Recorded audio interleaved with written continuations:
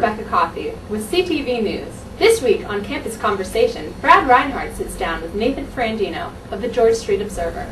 Hi, this is Brad Reinhardt with this week's edition of Campus Conversations. Today we're talking with Nathan Frandino of the George Street Observer. He's the entertainment editor, and we're actually going to be talking to him a little bit about the George Street Observer, as well as some of the controversy relating to the sex issue. So I want to go ahead and say thank you, Nathan, for taking time to talk with us today. You're welcome, Brad. It's a pleasure to be here. All right, so can you tell me what exactly all is entailed in the George Street Observer, and maybe a little bit about the paper itself and what you guys do? Well, the George Street Observer is the student-produced newspaper here at the College of Charleston. We are nationally accredited, and we are a weekly paper. We usually come out every single Thursday, with the exception of spring break and Thanksgiving break and other holidays in which students leave for home. And we have about 12 staff members.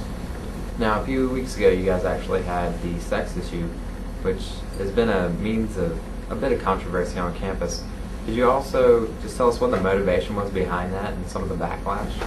Well, we had the idea at the beginning of the year, and we didn't really talk too much about it. One of the reasons, I guess we could say, is the timing. Like, this came out right before Valentine's Day, and also I think it was Love Your Body Week, and a few other reasons that just made the timing perfect for it.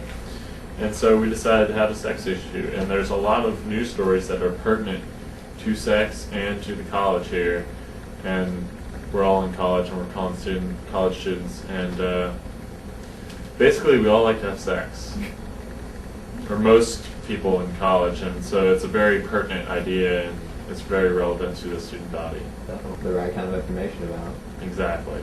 Now, I know there's been a little bit of backlash. I don't know exactly what all has happened, so could you tell us just a little bit of what the response has been to the issue? Well, we didn't get a lot of responses at first. Mostly, like, our response is usually through letters to the editor, and we didn't receive many of those.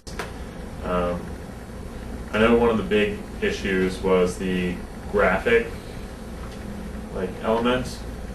Pictures like our front page picture, in which it's a story about sex toys and a sex toy party being brought to the college by Vox, our organization here.